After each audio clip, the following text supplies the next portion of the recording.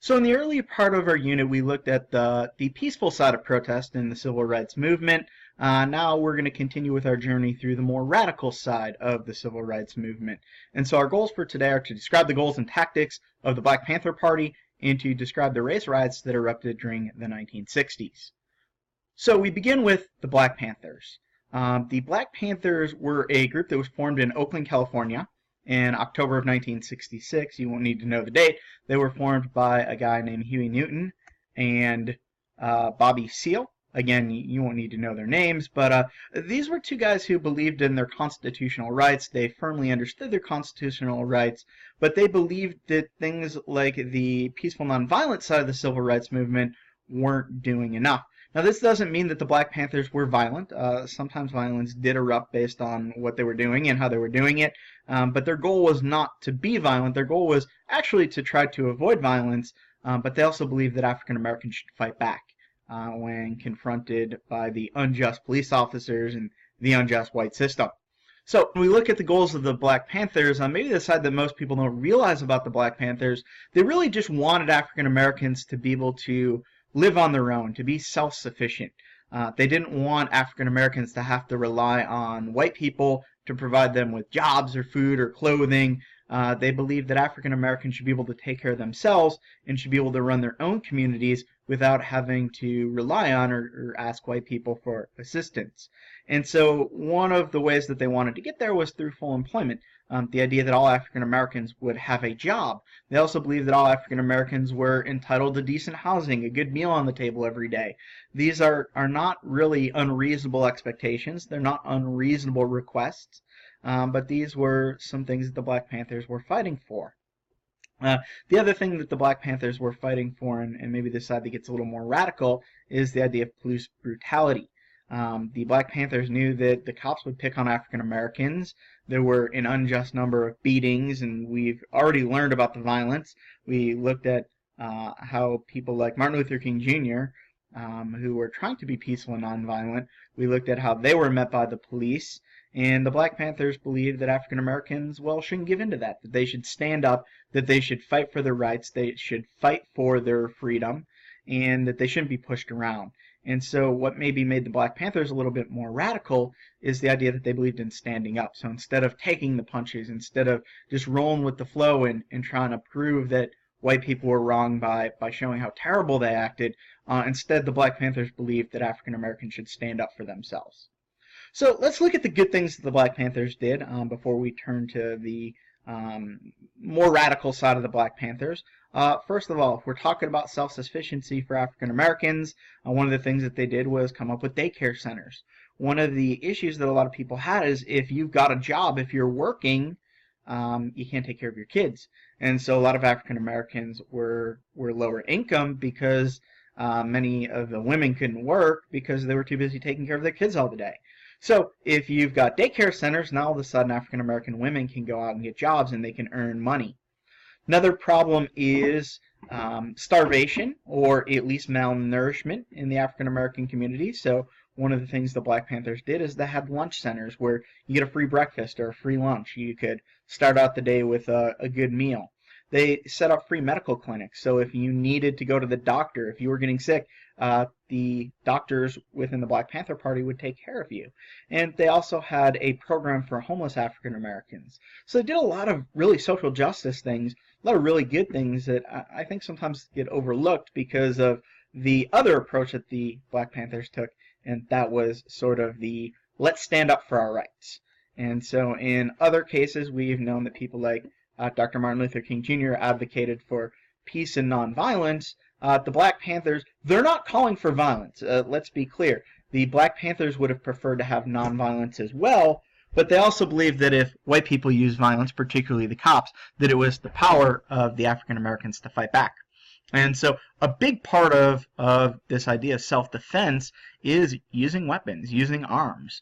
And so in a number of cases, the police and the Black Panthers got into a number of shootouts, and unfortunately this is where the Black Panthers, for all the good they did, maybe earned somewhat of a bad reputation for what happened.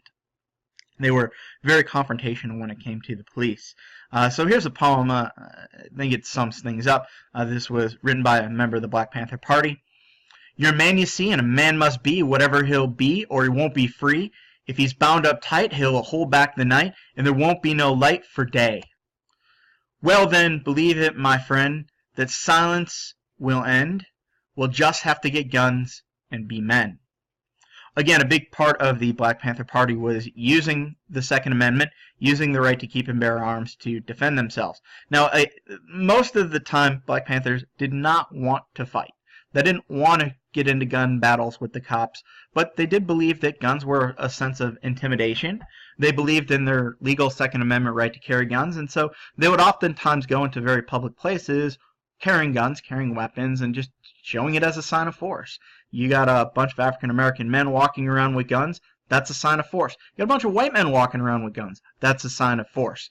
And so African-Americans were really willing to use the open carry laws and the open carry policy to many times confront the police officers, especially when things got a little bit out of hand. When they were questioned by it, they would just cite their constitutional rights. These were an educated group of people. These weren't stupid people. These men who were running the Black Panther Party were very well spoken, very well educated, and they knew how to use the rights to their advantage. And so one time they would often meet in very public places, city halls and courthouses, and they would openly carry weapons just to show, hey, we know we've got the right to open weapons and open carry of weapons. Now, again, hopefully the idea was that they'd never have to use them, but they did want to show that they understood their right. Unfortunately for the Black Panthers, a lot of times they were under the scrutiny of the FBI. Sometimes the FBI's investigations were legal and were legit, but other times the FBI had some sort of illegal search and seizure on many of the Black Panther parties.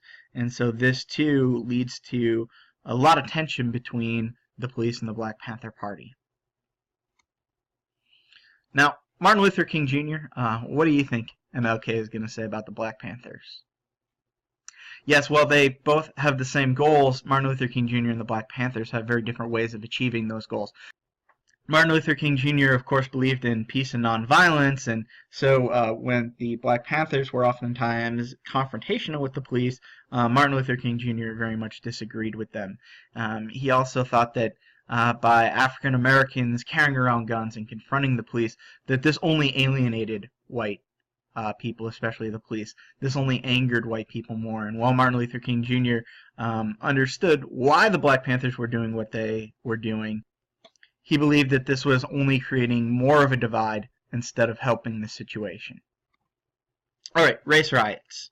So between the years 1965 and 1967, in that short period of time, there were over 100 race riots that took place all across the country. And so you can see these race riots dotted upon this map. Many of them were very violent. Many of them led to shootouts. We're not going to look at every single one, because obviously we could go through this for days, but I do want you to see that there were some more violent side to the civil rights movement.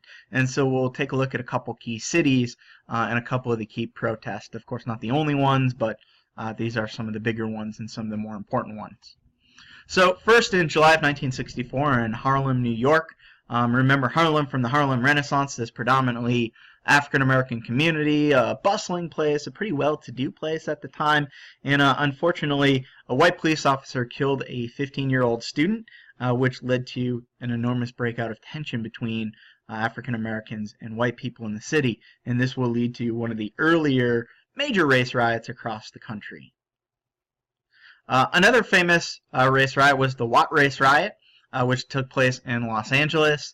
You don't need to know the background story, but there was an African American who was accused of drunk driving, and his mother came to kind of defend him because she was right outside the house. It wasn't too far from the house, and then the cops start roughing up his mom, and that turns into this whole big to-do, and that eventually leads to the Watt Race Riots. The Watt being a neighborhood in Los Angeles. 6 days of rioting in a Negro section of Los Angeles left behind scenes reminiscent of war-torn cities. More than 100 square blocks were decimated by fire and looters. and few buildings were left intact. Firemen were harassed by snipers and brick-throwing hoodlums as they attempted to control the fires, many of which were left to burn themselves out. As the National Guard moved in to restore comparative calm, the losses by fire alone were put at $200 million. No attempt has yet been made to estimate the losses suffered at the hands of the looters who stole everything from liquor to playpens. Firemen were later issued flak suits of bulletproof mesh to protect them from snipers who continued to shoot from rooftops. Nearly 3,000 were arrested, and authorities had to open abandoned jails to house those netted by the police. It took the appearance of 14,000 troops to bring an end to what both Negro and white leaders called insurrection by hoodlums. So obviously this is a very contentious situation. You've got firefighters and police who are trying to put out the fires and trying to save people, and they're being shot at, and there's just no win in the race riots. That leads to violence, and then the white police respond with violence, and then of course with that violence African Americans get even more upset, which leads to more violence, and this is really a not good situation all around. At the end of the race riots, over 34 people were killed, over 1,000 people were injured, and again, this led to more and more tensions between the African American community and the police. And then probably one of the worst race riots, or at least the weirdest ones to look at, is the Chicago race riots. We often think of the North as being a place where African Americans were welcomed. We know that there are still a lot of racial tensions even in the North. Of course, we know that there are not Jim Crow laws in the North. It is not a legal part of segregation, but still there's still a lot of inequality between African Americans and white people in the North, particularly in where people chose to live. And so there was a white neighborhood, and Dr. Martin Luther King Jr. Led a peaceful march and protest through that white neighborhood, demanding fair housing for African Americans. Not defending more, not defending less, just fighting for fair housing for everybody. And we'll see the way that Dr. King was met. Yes, that's the police, basically beating up on African Americans in a peaceful, nonviolent protest. This is one of the craziest things. Dr. Martin Luther King Jr. gets hit in the head with a rock, and you're going to see a clip of this in the video, and he keeps going on, and he doesn't fight back. He doesn't get angry, and once again, if we talk about the media being a sign and a symbol to white people that, look, this isn't right, what you're doing to African Americans is not right, this will be another sign and symbol to many white people that, what you're doing is wrong. And it really helps further the cause of the civil rights movement when people see that the way that Dr. King reacted, when they see Dr. King just turn the other cheek, and instead of fighting back and getting violent, he just said, we got to keep marching on. Violence to launch a series of marches into all white suburbs. By moving north and by concerning itself with equality in housing and employment, the civil rights movement began to encounter increased resistance, the so-called white backlash.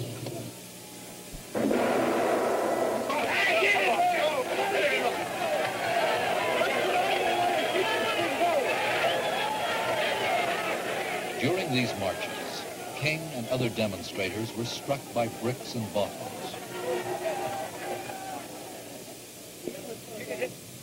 Oh, I've been hit so many times, I'm immune to it. How do you feel about this reception? Well, this is a terrible thing. I've been in many demonstrations all across the South, but I can say that I have never seen, even in Mississippi and Alabama, mobs as hostile and as hate-filled as I've seen here in Chicago. The march will go on anyway? Oh, very definitely.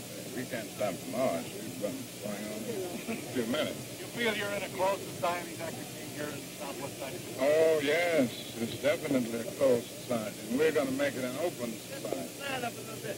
And we feel that we have to do it this way in order to bring the evil out into the open, so that this community will...